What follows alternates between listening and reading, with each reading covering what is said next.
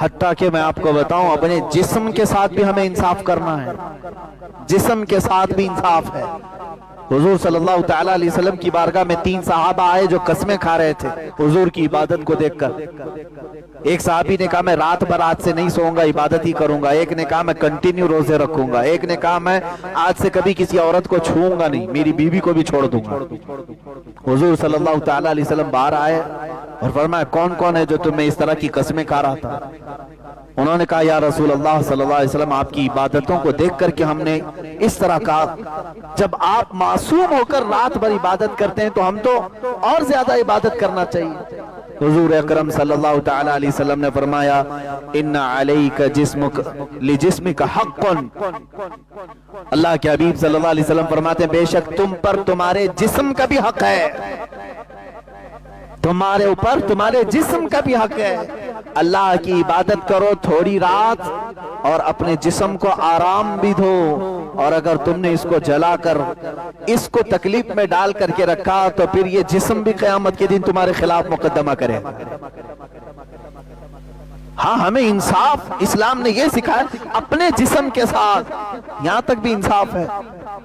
جو چیزیں تمہارے جسم کی ضروریات تھیں اس کو روک نہیں سکتے تو یہیں سے سمجھ میں آتا ہے جنہوں نے اپنے ہاتھوں ہلاکت کیا، اپنی گٹکا کھا کھا کھا کر کے پورا منہ سڑ گیا، یاد رکھنا تم نے کس کے ساتھ ظلم کیا؟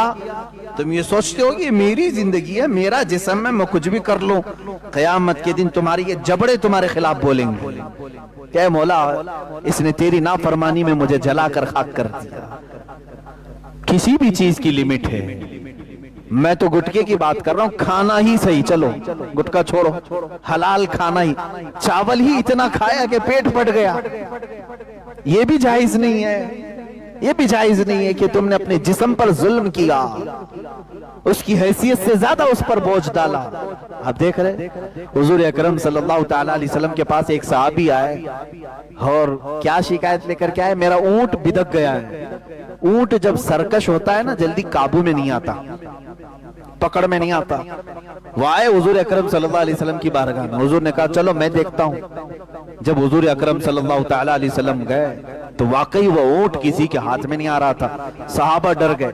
جب اونٹ سرکش ہوتا ہے تو انسان کی کھوپڑی کھینچ لیتا ہے، بہت سخت ہو جاتا۔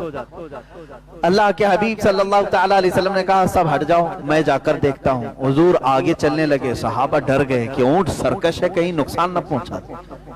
میرے آقا صلی اللہ علیہ وسلم چلتے چلتے وہ سرکش اونٹ کے سامنے تک آ گئے، صحابہ پیچھے سے ڈر رہے تھے۔ اللہ کے نبی صلی اللہ علیہ وسلم نے فرمایا کوئی جانور مجھے ایذا نہیں دیتا، اللہ کے نبیوں کو جانور ایذا نہیں دیتے۔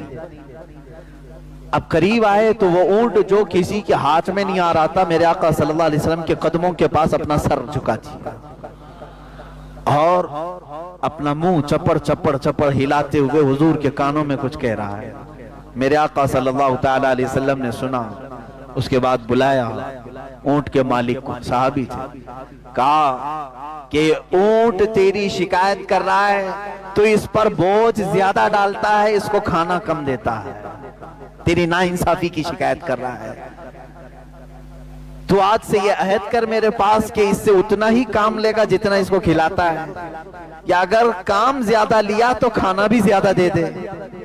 حضور اکرم صلی اللہ تعالیٰ علیہ وسلم کا حکم ہوا تو انہوں نے اختیار کیا، قبول کیا، کہا کہ ہاں مجھ سے یہ خطا ہو گئی، میں اسے کم دیتا تھا اور کام زیادہ لیتا تھا، آج میں توبہ کرتا ہوں میرے آقا، میں انصاف پورا کروں گا۔ اتنا کہا اس صحابی نے، وہ اونٹ خود چل کر کے اس صحابی کے پاس گیا۔ اسلام تو انصاف جانوروں کے ساتھ بھی سکھایا ہے۔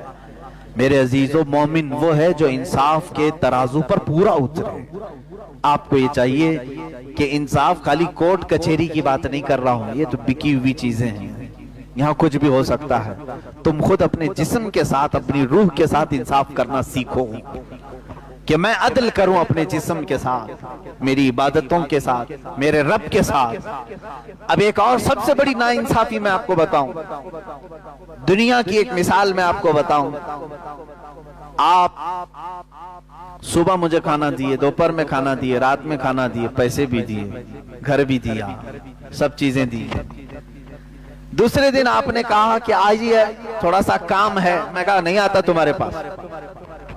आप क्या कहेंगे? ये बहुत बड़ा एहसान फरामोश आदमी है, इसको इतना खिलाया भी, घर भी दिया, पैसे भी दिया, आज एक बार बुलाया आया नहीं, इसको क्या कहेंगे? एहसान फरामोश। अल्लाह हमें एहसान फरामोश ना बनाए। लेकिन मेरे अजीजों, अपने अंदर उतर करके सोचो, जो मौला तुम्हें माँ के पेट से अब तक तुम्हारी तरबियत और परवरिश फरमा रहा है, तुम्हारे दुनिया में आने से पहले ही उसने माँ के सीने में तुम्हारे लिए दूध रख दिया था, तुम्हारा रिस्क पहले उसने बनाया, तुम्हारे आने से पहले। हम तो अपने घर आने वाले मेहमान के घर में आने के बाद खाना पकाते हैं। हमारे पैदा होने से 3 माह पहले ही, जब माँ का हमल 7वें महीने में आता है, दूध बनना शुरू हो जाता है। दुनिया में बच्चे के आने से 3 महीने पहले दूध का प्रोसेस शुरू हो गया। क्यों? नया मेहमान घर दुनिया में आ रहा है, इसके खाने का पहले से इंतजाम, जो हमारे रिस्क का 3 माह पहले ही इंतजाम करता है। और फिर जवानी आ गई, आज तक रब तबारक व तआला ने मुफ्त में अपनी कायनात की सांसें हमें अता की। अगर खरीद करके तुम्हें सांस लेना होता, पर डे 1 सिलेंडर जाता, तुम्हारा कितना खर्चा होता पता है? इसने तुम्हें मुफ्त अपनी इनामात दिए। और फिर उसने आवाज लगाई, हय्या अलस सलाह। बंदा कहता है मैं नहीं आऊंगा। तुमने नाइंसाफी की, किसके साथ? अपने पैदा करने वाले के साथ। हकीकत है या नहीं? इंसाफ पर पूरे कायम हो जाओ, अपने साथ भी और अपने मौला के साथ भी।